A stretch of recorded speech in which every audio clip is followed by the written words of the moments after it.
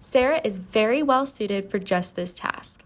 SARA will let you create what's called a bus selection file, and this allows you to assign specific categories to team members and/or points in time.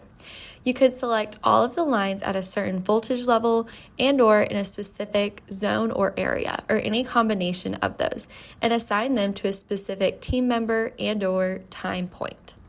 For example, for a specific engineer, you can have them doing all of the 138 kV lines in Zone 1, and that will be their goal to finish by the end of this year. You can subdivide in any sort of way that you want, any category, any time period, any set of those categories. This makes it easy to set goals for specific team members.